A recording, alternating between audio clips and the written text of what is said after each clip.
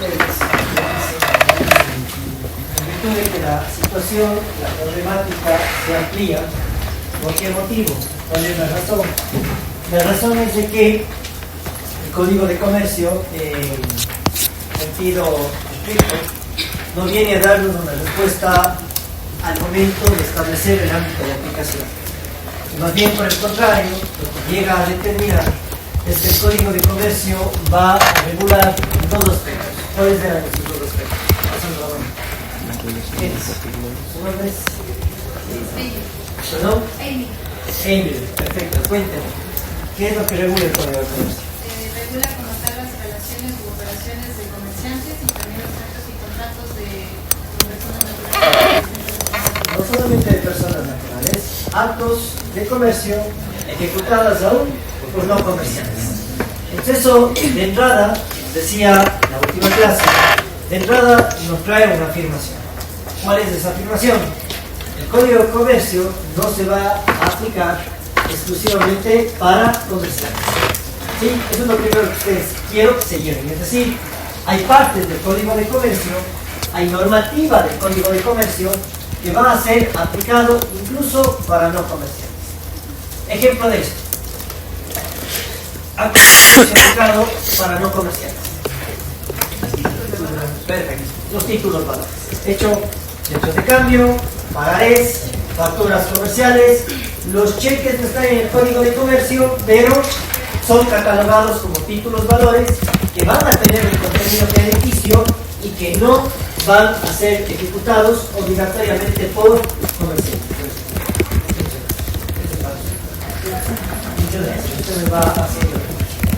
Bien, hasta ahí estamos claros. ¿Tenemos alguna duda, alguna consulta sobre esto?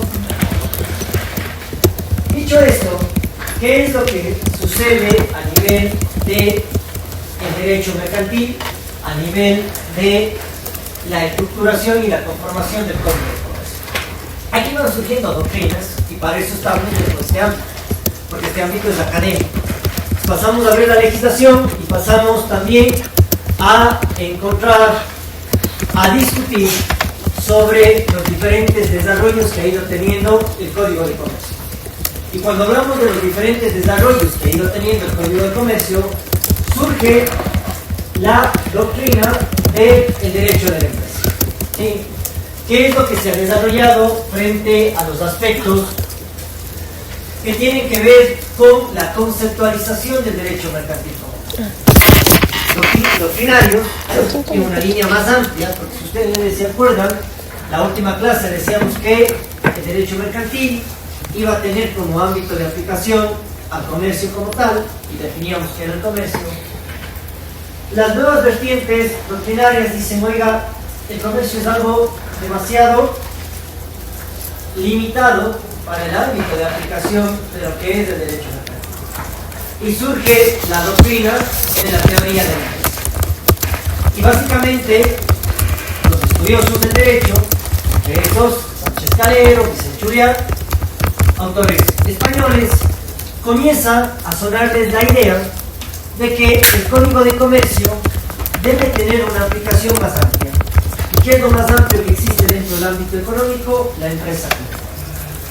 Bien, frente a eso, lo que plantean es que el eje central del derecho mercantil tiene que ser entendido, tiene que ser conceptualizado a la empresa como organización. Y cuando hablamos de la empresa como organización, primero nos tenemos que ir a la parte sustantiva y al ordenamiento jurídico vigente aquí en el país. Y esta pregunta es para ustedes para el día miércoles. ¿La empresa está conceptualizada como tal dentro del Código de Comercio? Así de simple. La empresa está conceptualizada como una institución jurídica dentro del Código de Comercio. ¿Lo está o no lo está? Y si es que lo está, nos vienen a contar.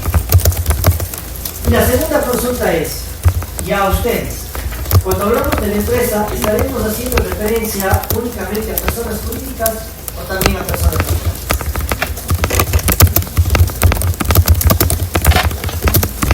Hay una distinción entre personas naturales y personas jurídicas, ¿no? Entiendo yo. Bien, cuéntenme. Cuando hacemos alusión a personas o a la empresa como tal, ¿estaremos haciendo referencia únicamente a personas jurídicas o también a personas naturales? Vamos a encontrar y vamos a entender que la lógica dentro del ámbito mercantil y económico es que las empresas no pueden ser ejercidas exclusivamente por personas jurídicas. Lo correcto, lo analizable, lo coherente es que el grado de estructuración que se dé dentro del ámbito mercantil se lo dé a través de la persona jurídica, incluso para la individualización de los patrimonios, aunque esto con las ACE ya está en tela de ley. Pero bueno, eso cuando hablamos de derecho societario. Pero a lo que voy es que cuando hablamos de empresa y de la conceptualización que ustedes van o no a encontrar dentro del Código de Comercio, podrán evidenciar que la empresa no solamente puede ser ejercida por personas jurídicas, sino también por personas naturales. Porque la empresa como tal es básicamente la organización de una serie de elementos, entre esos los factores de producción y los productos que estos comercializan dentro del mercado. Y cuando hablamos de factores de producción, nos estamos refiriendo a todo lo referente al capital y al trabajo que puede evidenciarse dentro de la empresa. Entonces, cuando se hace alusión a esta organización, evidentemente de índole económico, nos vamos a referir a todos los elementos que lo componen. ¿Y cuáles son los elementos que lo componen? Materia prima, formas de producción, contratos para la venta de sus productos, ubicación del producto para los consumidores, así como también los elementos personales que conforman la empresa. Y cuando hablamos de elementos personales, ¿a qué nos estamos refiriendo? Nos estamos refiriendo al capital de trabajo, ¿sí? A la organización humana que hace posible la estructuración de la empresa. En conclusión, el ámbito del derecho mercantil es mucho más amplio que el comercio, según esta doctrina, y básicamente el derecho mercantil debe centrarse en el derecho de la empresa. ¿Por qué? ¿Cuál es la razón? Es lo que plantean estos doctrinarios de una forma muy breve.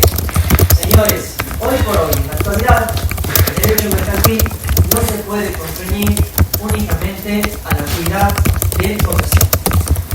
No solamente puede dedicarse a regular las relaciones que existen dentro del comercio. Eso no es factible. Hoy por hoy el derecho mercantil tiene aristas mucho más amplias. ¿Y estas aristas a qué hacen alusión? A la relación que existe entre los comerciantes de sus derechos, a la relación que tiene la empresa con el Estado. ¿Se acuerdan lo que conversábamos? Temas de marcas, temas de competencia. También debe abarcar el derecho mercantil. Relación con factores de producción, incluido las relaciones humanas y laborales, a criterios de esta doctrina, también debería ser analizado por el derecho mercantil bajo la lógica del derecho empresarial. Por eso es que si a ustedes les gusta esta área del derecho, ustedes optan por una maestría de derecho empresarial, que van a ver las diferentes aristas que componen la actividad económica, jurídica que desarrolla la empresa en el día a día. Entonces, yo por ejemplo, cuando estudié en maestría en derecho empresarial, ¿qué tenía? Módulo de contratación, módulo de propiedad intelectual, módulo de derecho tributario, módulo de competencia, contabilidad, derecho laboral, etc. ¿Sí? Entonces es una teoría mucho más.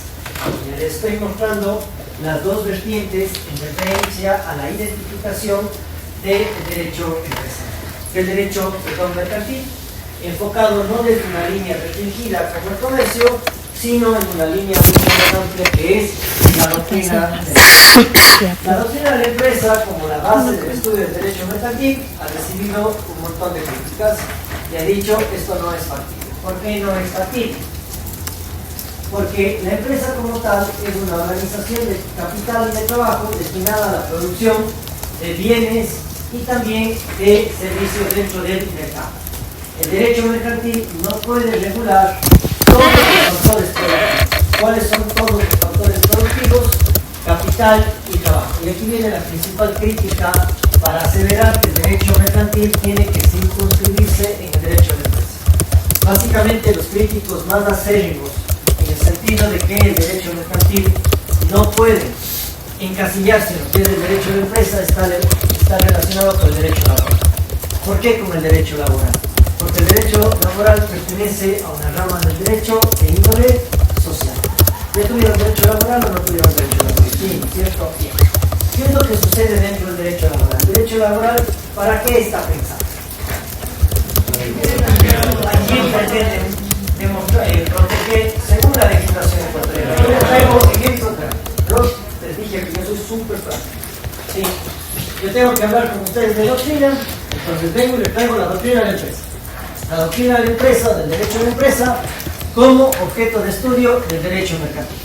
Básicamente lo que dicen es el derecho mercantil tiene que desarrollar al derecho empresarial.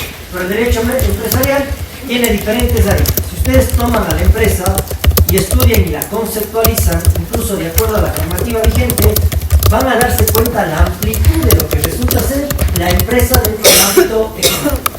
Que ya hemos llegado a una primera conclusión: la empresa no se desarrolla únicamente a través de personas jurídicas, sino también de personas naturales. Si alguien no me sigue, alza la mano. De hecho, ahora, ¿qué es lo que sucede con la doctrina del derecho de la empresa? Cuando hablamos de la doctrina del derecho de la empresa, existen críticas. ¿Y cuál es la crítica más fuerte?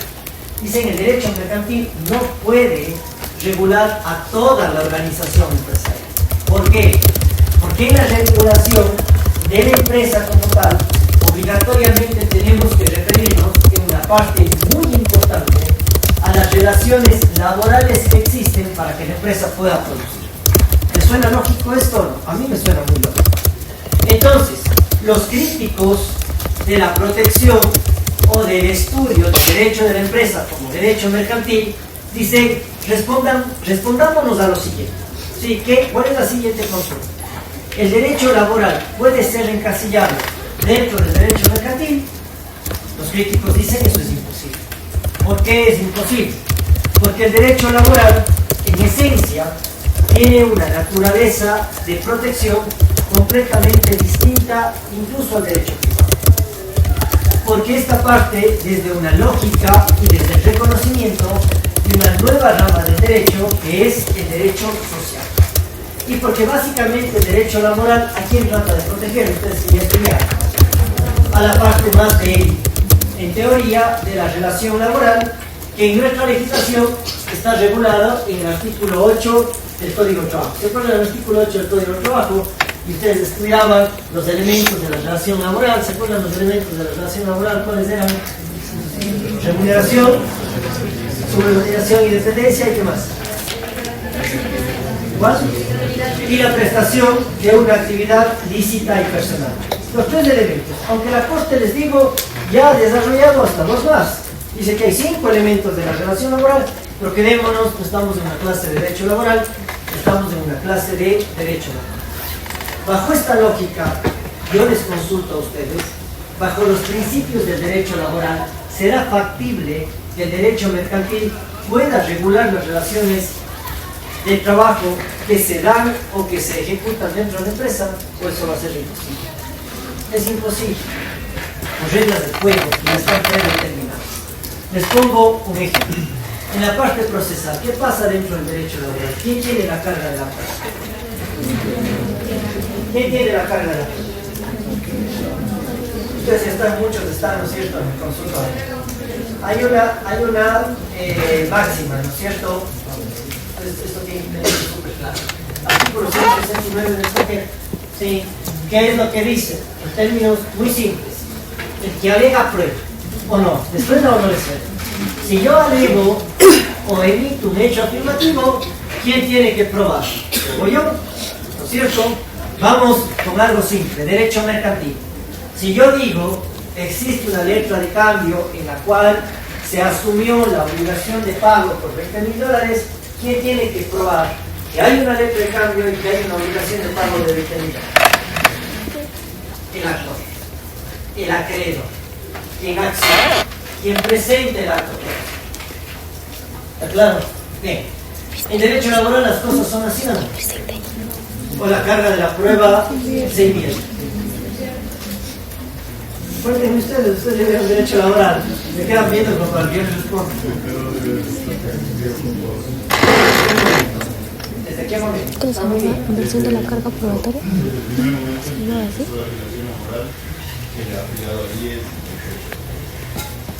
En el día a día y en la práctica, ¿qué es lo que sucede? ¿Su nombre es? Kevin. Muy bien. Kevin.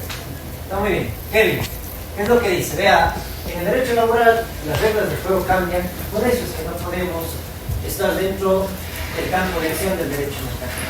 Con este ejemplo, hay muchos más, pero vamos con el tema de la carga probatoria. El Kevin, ¿qué es lo que dice? En derecho laboral, la carga de la prueba, por regla general, le corresponde al empleador ¿desde qué momento? Desde el momento en que se demuestra la existencia de la relación laboral. ¿Ya? Las reglas de juego en materia laboral son bien específicas. Si el Kevin a mí me demanda y me dice, yo era trabajador de Juan Carlos Cordero porque yo cumplía un horario de 8 a 1 de la tarde y cumplía con funciones de mensajería desde el 1 de enero de 2019 hasta marzo de 2020. ¿Estamos? ¿Qué pasa si es que yo niego la relación laboral? Yo digo, no, el Kevin no fue trabajador. ¿Quién asume la carga de la prueba? Usted. ¿Yo o el Kevin? Usted. Kevin. ¿Por qué asume el Kevin? Porque yo estoy negando la existencia de la relación laboral. Y si es que yo niego la existencia de la relación laboral, esto es interesantísimo en el tema de carga de la prueba, y eso es muy especial dentro del derecho social. Si yo niego la existencia de la relación laboral, el Kevin, con todo su equipo de abogados, se va a tener que romper la cabeza en probar qué, en probar la existencia de la relación laboral. Él va a tener que demostrar los 3 elementos del artículo 8 del Código de Trabajo. Tiene que demostrar que hubo remuneración, que es lo más fácil, porque al decir, a mí me pagaban por esto.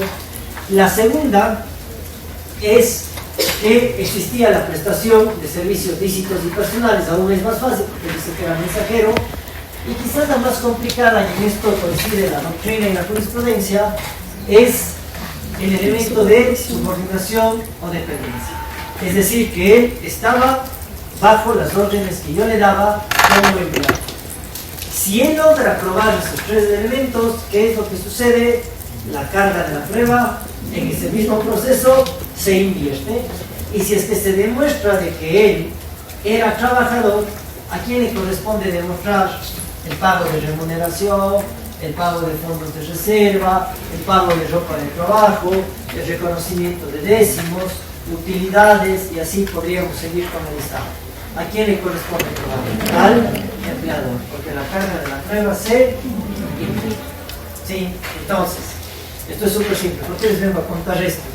Porque claro, antes de venir acá tuve la consulta de una empresa importante de aquí que le están demandando la supuesta existencia de la relación laboral. ¿Y qué es lo que pide el abogado de la contraparte? Presente roles de pago. No te va a presentar roles de pago, evidentemente traen los papeles, si es que yo digo que no es trabajador. ¿Sí? Si yo presento un rol de pago, ¿qué estoy asumiendo? Estoy asumiendo la existencia de la relación laboral y la ola se le viene encima. ¿Por qué? Porque tengo que demostrar el cumplimiento de todas las obligaciones. ¿Se dan cuenta la diferencia en cuanto a la carga de la prueba? ¿No es cierto? En materia de derecho social, en materia de derecho privado. Entonces, los críticos de la doctrina del derecho de la empresa como objeto de estudio exclusivo del derecho mercantil, que es lo que dicen, señores, esto no es factible.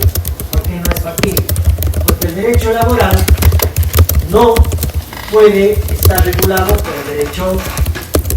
el derecho mercantil. Y de ahí que la empresa, que es multidisciplinaria, no podría ser el objeto exclusivo del derecho mercantil. Por lo tanto, se la tiene que descartar. Es decir, continuamos con más dudas. Lo que sí es cierto, y en esto sí coinciden todas las diferentes escuelas que ya vamos a ir conversando una a una, es sobre las diferencias que existen con el derecho civil. Es decir, las diferentes teorías que han desarrollado el derecho mercantil como tal, y esto a forma de introducción, sí quieren dejarnos algo en claro. ¿Y qué es algo en claro? El El derecho mercantil es una rama especialísima del derecho, y que no forma parte del derecho común, y que será aplicada en la medida en la que la legislación así lo permite. En el caso del Ecuador, está destinada para los comerciantes, así como también para aquellos que, sin ser comerciantes, ejecuten actos de comercio cuya permisividad sea permitido por el legislador. Entonces, sobre su formación, en cuanto a las diferencias con el derecho civil, existen instancias. ¿Y cuáles son esas instancias? ¿Qué es lo que sucede con el derecho civil? Entramos aquí haciendo una distinción entre el derecho civil y el derecho mercantil. El derecho civil en cuanto a la formación. ¿Cómo nació el derecho común? ¿Cómo nació el derecho civil? El derecho civil se elabora y se sistematiza en Roma. El derecho civil, lo que parte, la lógica que presenta es un respeto irrestricto al texto de la ley, a la positivización del derecho. Se permite y se ejecuta únicamente lo que la ley ordena. Bien, su origen tiene una base agraria y el propio trueque, que tiene como misión fundamental la protección de la propiedad privada. Eso es lo que pretende regular el derecho civil. Diferencias con el derecho mercantil en cuanto a su origen, a su conformación, a cómo se lo desarrolla.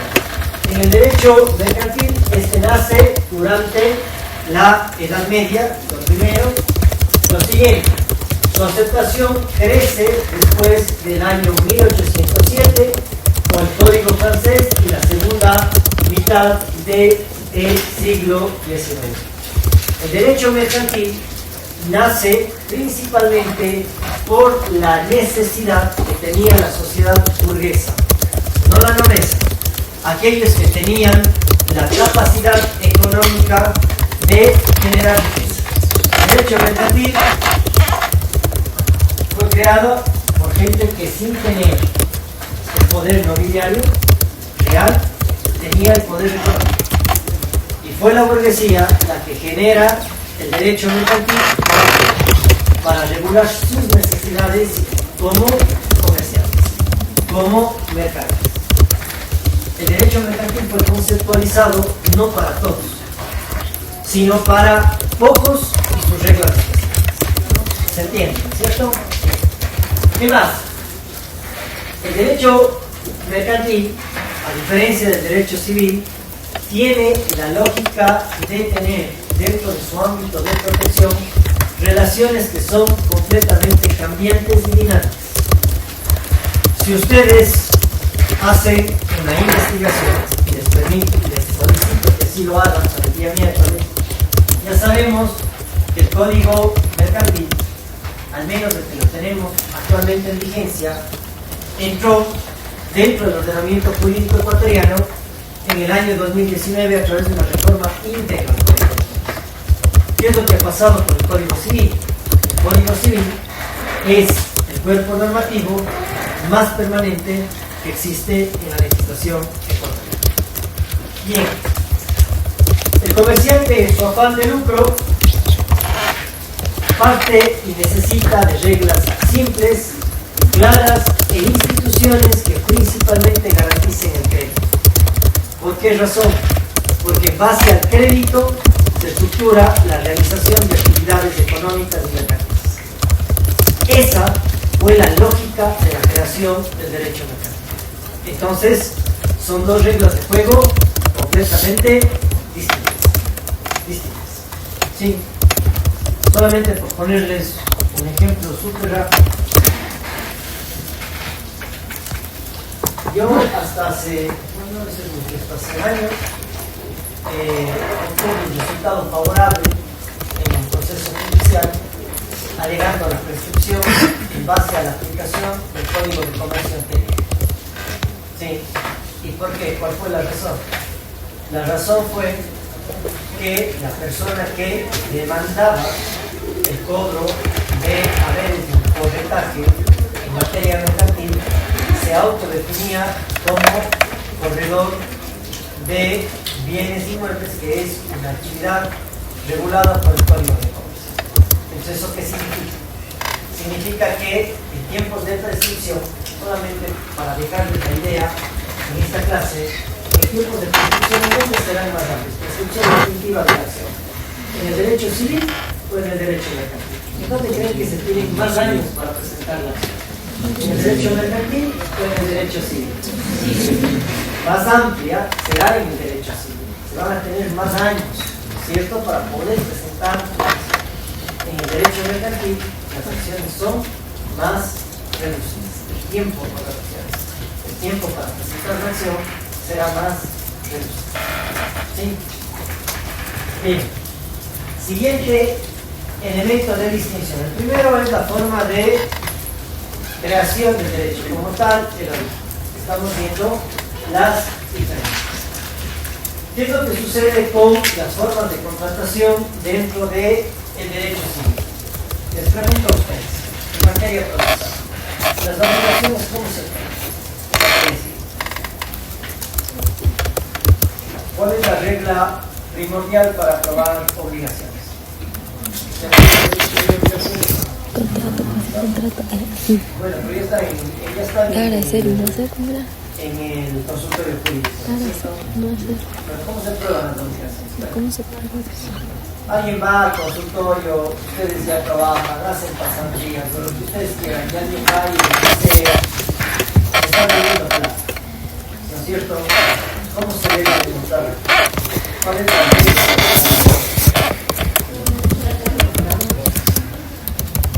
¿Qué tipo de prueba? ¿Cómo probar obligaciones según el Código Civil de forma específica? ¿Sí o no? Para demostrar la existencia de obligaciones en el ámbito civil, en el derecho común, se parte de un principio.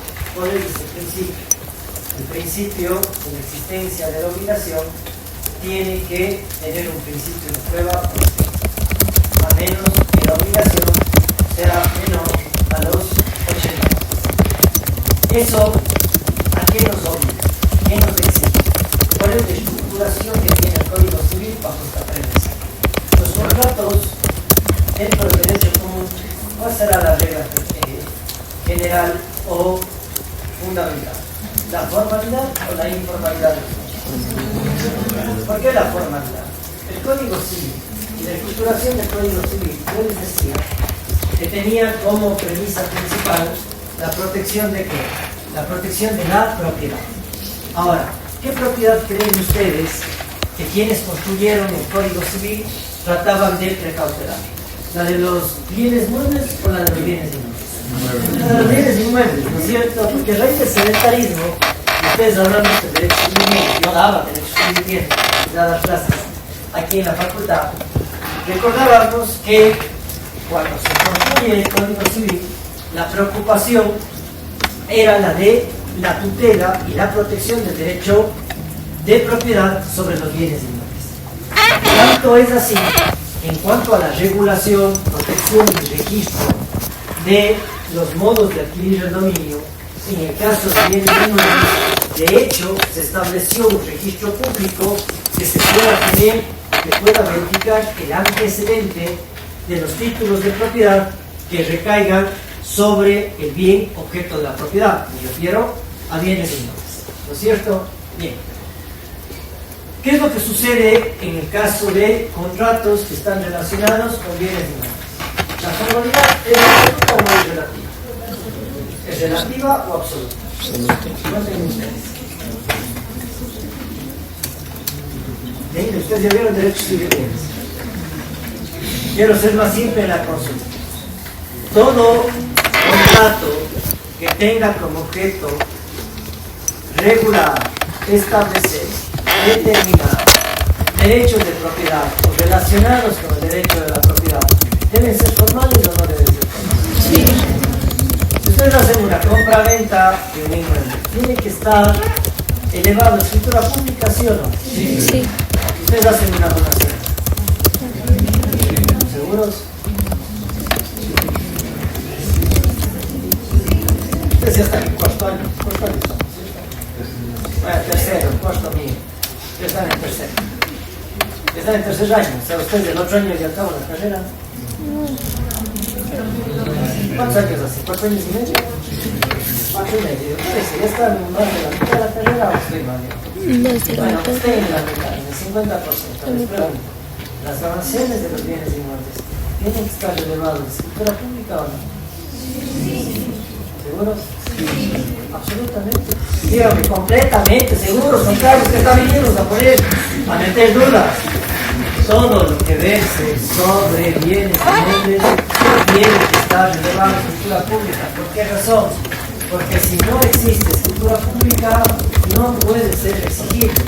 Y partimos desde la lógica de que incluso la venta de la cosa ajena es válida. ¿Se acuerdan?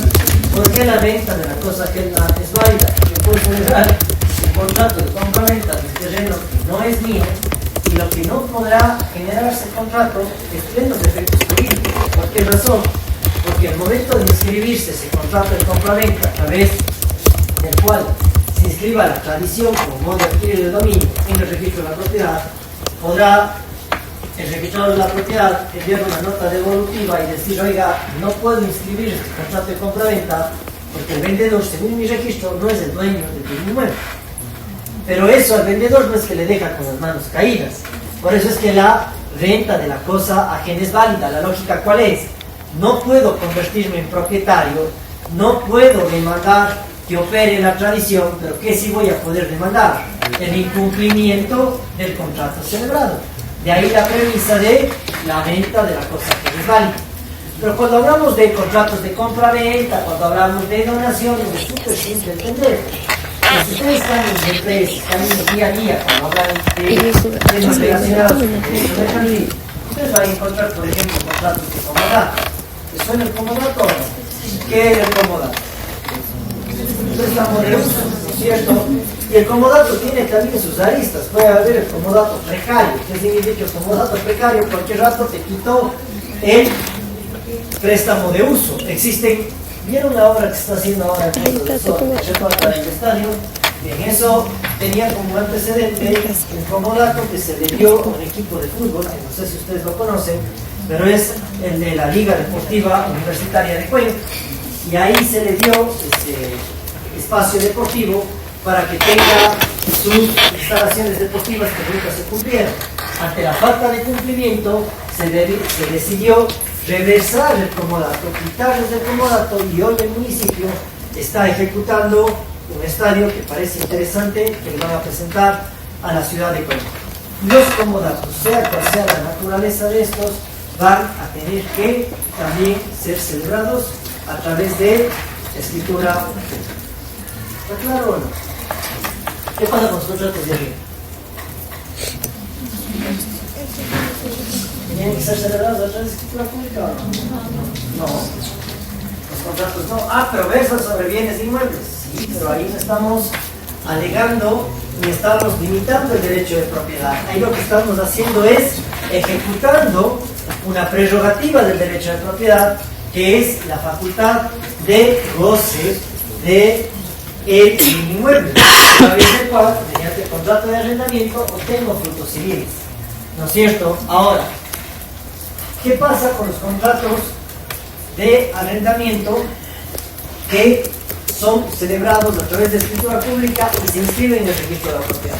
¿Se los puede hacer o no se los puede hacer? ¿Y cuál es la finalidad?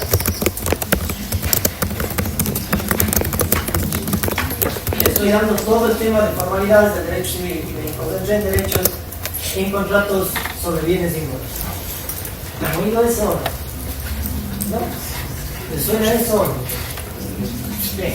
Fíjense que mañana llega el gerente de una empresa, piensen ustedes de una cooperativa. De hecho, llega el gerente de una cooperativa y resulta que su compañero, su nombre es Juan, que su compañero Juan tiene una casa aquí, lindísima, en la Remigio Crespo, y la cooperativa necesita una agencia en la Remigio Crespo. Y ustedes son los abogados de la cooperativa y ubican al Juan, y el Juan dice, perfecto, yo arriendo mi casa para que ustedes hagan una agencia de la cooperativa. cooperativa va a invertir $70.000 en las adecuaciones de esa casa y le va a arrendar a 4. ¿Estamos claros hasta ahí? Bien. Hacemos un contrato de arrendamiento con reconocimiento de firmas como debe ser y empieza el proceso del arrendamiento. Resulta que el Juan, el siguiente año, cuando el contrato tenía una duración de 4 años, decide venderme el inmueble a mí. Y yo soy el nuevo propietario. Yo como nuevo propietario, ¿puedo terminar el contrato de arrendamiento o no? ¿Por qué no? ¿Por qué no? Bueno, les voy contando los datos. La ley de inquilinato, imagino ustedes deberían ver el derecho civil de bienes, la ley de inquilinato prevé que una de las causales para la terminación de un contrato de inquilinato y arrendamiento es la venta de bienes. ¿Sí? También me ha pasado que cuando he comprado terrenos para supermercados, están arrendados, compra la empresa y como nuevo propietario se le notifica como desahucio al arrendatario y se le dice, señor, en base a la ley de inquilinato, usted tiene 90 días para hacer. Si a ustedes les pasó eso, se comieron su cliente, que es la cooperativa. La norma prevé circunstancias a través de las cuales se le puede dar certeza al arrendatario de que eso no va a suceder. No sabía que tenía 90 días. ¿Qué es lo que prevé? Si el contrato de arrendamiento es celebrado a través de escritura pública y es inscrito en el registro de la propiedad, va a tener un efecto. ¿Cuál va a ser ese efecto? El contrato se va a cumplir sí o sí en el plazo estipulado, aún existiendo transferencia de dominio. Aquí les voy dando tips. Si mañana ustedes son asesores de una cooperativa, de un almacén grande, de una empresa grande, y van a celebrar un contrato de arrendamiento con alguien que en un local en donde ustedes van a invertir dinero y lo cual les interesa no moverse incluso sin invertir en una cuestión estratégica que necesitan tener una campaña, es lo que tendrán que hacer con su cliente. Gastarse en escritura pública, en escribir en el registro de la propiedad. ¿Sí? Entonces, todas estas cosas que les estoy contando tienen como base ¿qué?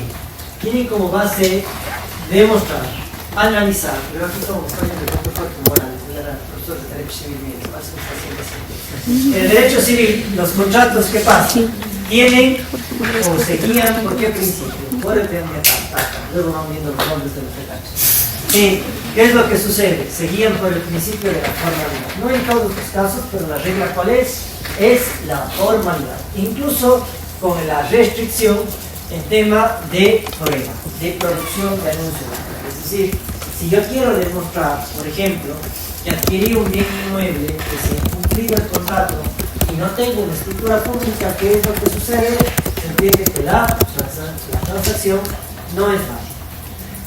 Si yo mañana tengo una promesa de compra-venta con una cláusula penal en un instrumento privado, ¿voy a poder ejecutar esa cláusula penal o no? No. ¿Por qué? Porque hay norma expresa en el Código Civil en donde se determina, en donde se ordena que las promesas de compra-venta, para que surtan efectos, tienen que cumplir con las mismas formalidades que sean necesarias para la celebración de los contratos de arrendamiento. Básicamente, el mensaje del legislador es: si tu promesa de compra-venta versa sobre bienes inmuebles, ¿qué es lo que tienes que hacer? Celebrar escritura formal. ¿Está claro o no? Bien. ¿Qué es lo que pasa con los contratos en materia de derecho mercantil? ¿Creen ustedes que sean formales? ¿Creen ustedes que sea necesario celebrar contratos mercantiles a través de escritura pública? Por la lógica que ustedes manejan, por la racionalidad que ustedes pueden tener dentro de estos casos. Porque ustedes ya están bien en la diapositiva que les dicen que son contratos consensuales y que son contratos rápidos. Entonces les pregunto a ustedes, les consulto a ustedes, ¿creen que sea la lógica, no creen que sea mejor la formalidad en el caso de los derechos mercantiles? Por ejemplo, la compra-venta mercantil, por regla general y absoluta, es informal. No necesitan el conocimiento que les pregunto por qué. Mañana, por ejemplo, ustedes son asesores de un grupo empresarial enorme y obtienen la distribución de una marca a nivel mundial para el Ecuador. La marca que ustedes escogen. Imagínense la marca que ustedes escogen. De ropa, de tecnología, de lo que ustedes quieran. De maquillaje, de ropa deportiva, de lo que a ustedes se les ocurra. Ya, ustedes están asesorando el contrato de distribución. ¿Creen que sea mejor la formalidad o la informalidad? ¿Por qué? La formalidad no nos dará mayor seguridad. ¿Cómo? La formalidad.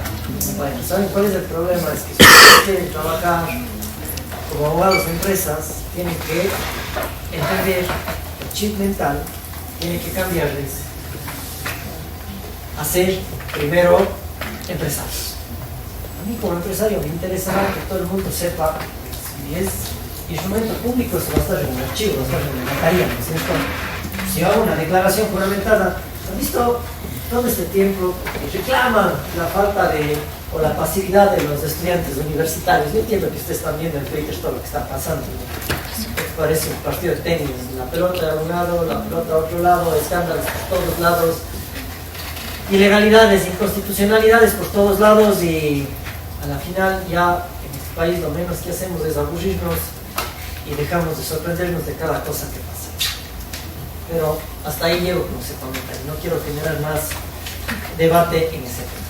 Pero les digo, ustedes han visto en todos estos escándalos, por ejemplo, declaraciones juramentadas patrimoniales, Contraloría encontró diferencias. Entonces esa declaración patrimonial juramentada, a través de una declaración juramentada que hacen un notario. Eso es público. Ahora, si ustedes hacen negocios, les interesaría saber cuáles son las condiciones del contrato mercantil, cuáles son los precios pactados, cuál es el valor establecido. ¿Qué dicen ustedes? ¿Les interesa o no les interesa? No. Yo les voy a contar una historia. Sí. Hubo un grupo empresarial que decidió apoyar a la ciudad. Y decidió apoyar a la ciudad con una obra que era muy importante para la ciudad y que va a ser, en la cual va a ser posible un evento deportivo que se dará en las próximas horas aquí en la ciudad. Sí, el sector privado, como no confía en el sector público, que es la verdad, vemos en las noticias, solamente un aperitivo de lo que pasa realmente en el sector público. ¿Qué es lo que dice el sector privado? ¿Quieres que te ayude? No te doy plata. Pues si te doy plata, ya sabes lo que pasa en la plata en el sector público. ¿Qué es lo que hacemos? Te doy los bienes, te doy la ejecución de la obra. Me dices que necesitas luz, te doy la luz. Me dices que necesitas instalaciones, te doy las instalaciones. Me dices que necesitas los baños, te doy los baños. Yo ejecuto la obra, establecemos un precio, planillas del valor y es del aporte que te doy. ¿Esto sumado a qué? Sumado a que la normativa tributaria me da un incentivo tributario si hago este apoyo siempre y cuando el proyecto esté aprobado por el Ministerio de Trabajo. Son las reglas del juego. Entre el Ministerio y la Administración Tributaria se pusieron de acuerdo y dijeron algo correcto. Dijeron, vea, los proyectos tienen que ser aprobados por nosotros y el apoyo puede ser en efectivo o en bienes. ¿Está claro? La entidad pública dice, estamos de acuerdo. Y cuando se comienza a ejecutar, dice, para hacer las planillas necesito que usted me dé los costos de los valores de lo que usted paga al proveedor internacional, sea este chino, alemán, norteamericano, y cuánto cuesta el producto aquí. ¿Ustedes creen que va a empezar a dar sentencia? Nunca. Nunca. ¿Por qué? ¿Por qué no va a dar? Porque si yo doy, se enteran de mis condiciones comerciales. Y yo, para tener esas condiciones comerciales, ¿saben cuánto tiempo he tenido que batallar en el mercado? 10, 20, 30 años. Quien quiera decir, algo estaba ocultando, algo es turbio, algo es oscuro en toda esta época de peleas, discusiones y temas controvertidos, nada que ver. Son reglas de negociación. Yo jamás voy a querer promocionar o publicitar condiciones comerciales. Y ahí es que los contratos comerciales, por ejemplo los de distribución, cuando me traigo la marca que decía que me gusta mucho, ¿qué cláusula voy a poner de cajón en el contrato comercial? El contrato de confidencialidad. Y dentro del contrato de confidencialidad lo que voy a decir es, estas reglas están fijadas para las partes de forma confidencial. Y quien rompe esa confidencialidad tiene que pagar. ¿Pagar qué? Daños y perjuicios. Si vamos a pelear jurisdicciones ordinarias o ante juzgados ordinarios. Para eso es hecho. Nos vamos a hacer diferencia. Y si el contrato es muy caro, pues de mucha plata, ni siquiera vamos a discutir aquí en el Ecuador. Nos vamos a ir a otro país en donde, libre de todo esa presión mediática, podamos dilucidar las circunstancias que hemos pasado. ¿Está claro? Ya. Entonces, ¿qué es lo que sucede en cuanto a la diferencia en referencia a las formas de contratación? Es que los contratos mercantiles son consensuales, son rápidos e incluso dentro de su reglamentación a nivel del Código de Comercio están detallados como contratos completamente informales. Ejemplo de eso, el campo del Código de Comercio en relación a la compra-venta mercantil. Campo de aplicación. Cuando hablamos del campo de aplicación, es interesante también qué es lo que sucede a nivel del derecho mercantil. El derecho civil, para empezar, lo que trata es de regular derechos que van, reglas de juego de contratación, que van a ser discutidos, acordados, generados por las partes en la celebración de contratos aislados. Es decir, para que tengan efectos importantes. El derecho mercantil, ¿qué pasa? El derecho mercantil regula materias, como ustedes ya saben, especialmente económicos, pero principalmente en el derecho mercantil se van a tratar de construir y regular negocios, actos y contratos en masa, y obviamente también la pertinencia de la formación de contratos entre ausentes. Aquí vamos a tener muchas veces contratos por adhesión, ¿no es cierto?, que son regulados para todos los clientes que quieran buscar o que quieran acceder a los servicios que el comerciante de la empresa quiera comprar. Estamos, entonces, la diferencia es clara. En el derecho civil, la visión cuál es: contratos celebrados entre partes. En el derecho mercantil, la formación de la contratación tiene por objeto entender que va a existir una masificación en cuanto a las condiciones y a la oferta de los productos. ¿Qué es lo que sucede en cuanto a la costumbre? Sí. Tercer elemento que ustedes tienen que presentarlo para el día miércoles.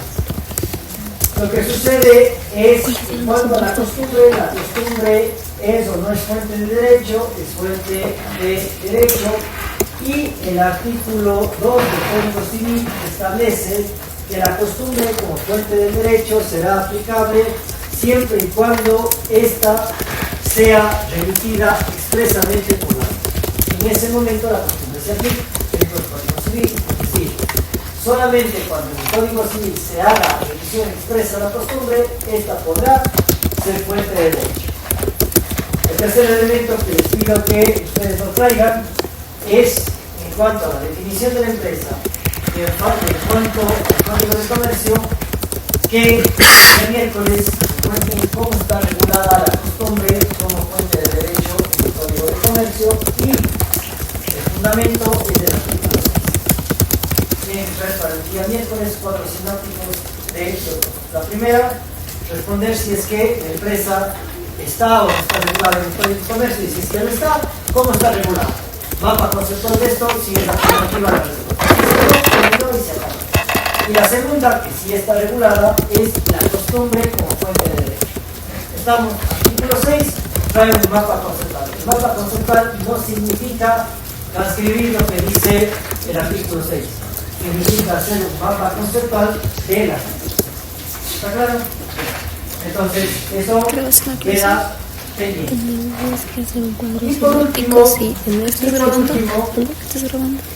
nos referimos a los casos de insolvencia. Es decir, bajo la teoría del derecho general de la pena, como teoría doctrinaria, ¿qué es o a qué hacemos alusión? Que el obligado, en el caso en el que demuestre no tener la capacidad de cumplir con las obligaciones las cuales asumió por su acreedor, este básicamente se considerará como un responsable fallido frente a esas obligaciones. ¿Qué es lo que sucede frente a esa falta de capacidad de pago? La falta de capacidad de pago nos trae dos instituciones jurídicas distintas. En materia civil, lo que vamos a buscar es la insolvencia de la persona que no tiene capacidad de pago. Estamos, si es la persona natural que no puede cumplir con sus obligaciones, el efecto final de esta va a ser una sanción únicamente civil, no hay sanciones penales por la falta de capacidad de pago, y que se traducen en ¿qué? Se traducen en insolvencia, en la insolvencia. Sí, si seguimos un proceso a Juan por el incumplimiento del pagaré a la orden de $50.000 y Juan no tiene bienes para poder cumplir esa obligación, ¿qué es lo que va a suceder? Lo que sucederá es que ese proceso terminará, ¿no es cierto?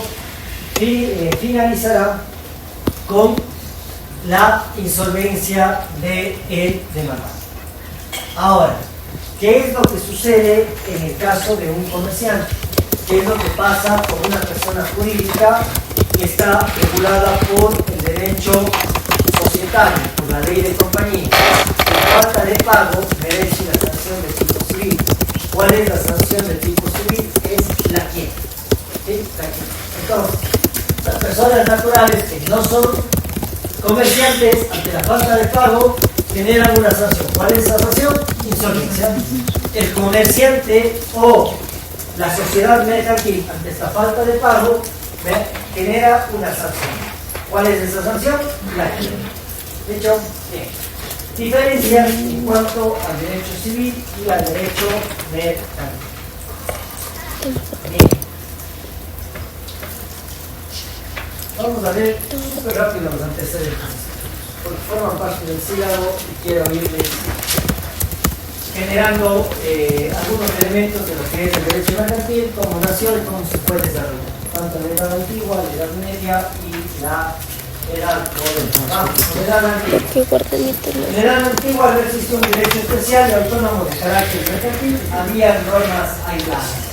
¿Qué es lo que tenemos como antecedentes? Súper rápido. Sí, súper rápido. La lex Ayetari, aquí teníamos la obligación de banqueros para llevar contabilidad, son los antecedentes más lejanos del derecho mercantil. En la edad antigua no teníamos una referencia en el derecho especial, los mercaderes no estaban preocupados por crear una norma especial, se dieron algunos elementos para confirmar lo que es hoy el derecho mercantil. Tenemos el Coenus o contrato de préstamo de gruesa aventura, que esto les va a sonar medio familiar con relación a el descubrimiento de América. ¿Qué es lo que sucedería con los contratos de gruesa aventura, contratos de importación y condiciones de operación en la navegación marítima? Cristóbal Colón no es que hizo que la reina Isabela se les dara. Oye, ¿se imaginan una noble reina que no se cobre para financiar una operación marítima? Eso sirve para la realidad de los hechos históricos, cuáles es que la realeza española, el Imperio español, decidió apoyar a Cristóbal Colón en la búsqueda de una nueva ruta de las Indias. En el momento en el que se logró el objetivo, todos los réditos económicos iban a ir a cuenta de quién, a cuenta de la nobleza que había apoyado esas expediciones. Esos contratos de gruesa aventura, por ejemplo, se referencian como antecedentes de lo que es hoy el derecho penal. La missio in possessionis se refería a instituciones a través de las cuales el deudor ponía en manos de un curador todos sus bienes con la finalidad de que éste cancele a sus acreedores. Y teníamos en la edad antigua también la obligación de marinos y posaderos de custodiar y devolver los equipajes que eran puestos a su uso. Es decir, en la edad antigua, si ustedes quieren, como referencia, elementos de contratación o figuras contractuales eran de las más básicas para la conformación de lo que es hoy el derecho mercantil. Vamos a la Edad Media. En la Edad Media la cosa. Sí, ¿qué es lo que sucede? En En la Edad Media aparece el derecho mercantil como un derecho autónomo y nace con el florecimiento del comercio urbano, principalmente en ferias y entre mercados. Básicamente en la ciudad de Florencia, en Italia. El origen de esta nueva rama del derecho que comienza a surgir como las condiciones pactadas entre mercaderes tiene un origen netamente consuetudinario. ¿Qué es lo que hicieron los mercaderes? Esta es la cuna del derecho mercantil. Se decidieron reunirse en gremios o en corporaciones. ¿Qué eran los gremios? Los gremios o corporaciones eran asociaciones de productores. Asociaciones de productores que comenzaron a establecer reglas propias para las actividades que ellos desarrollaban. Y ellos se sometían voluntariamente a esas reglas.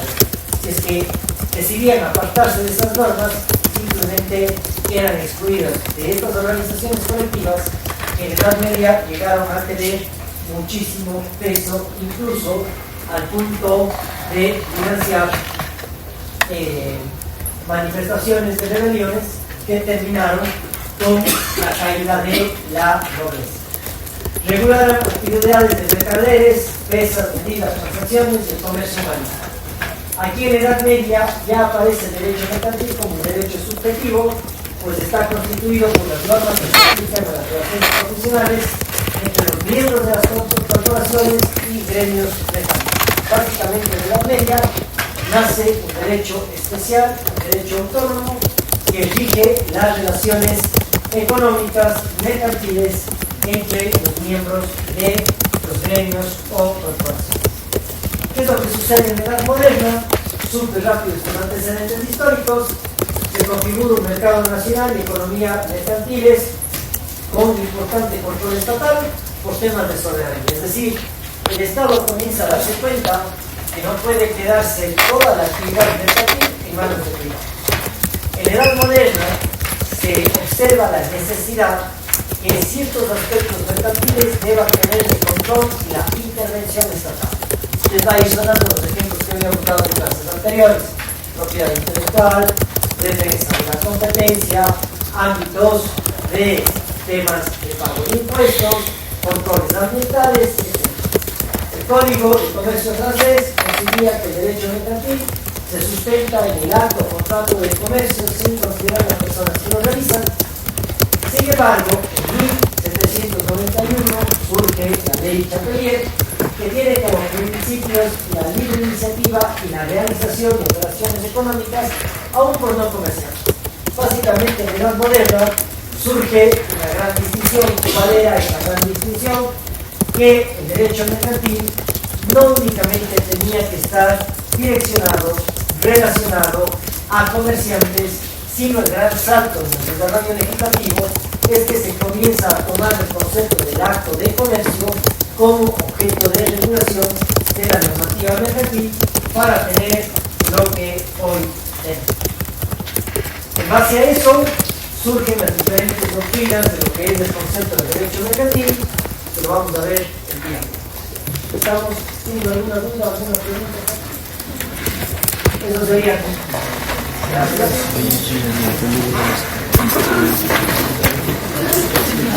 ¿Tomaste foto? Aquí toma foto, toma foto. Gracias, amiga. ¿Qué pasa? Aquí tomas dos fotos. Ya, gracias. Mándate las fotos. ¿Tomaste las fotos? Puedes mandar al grupo. No, solo para el grupo 1. Ya no.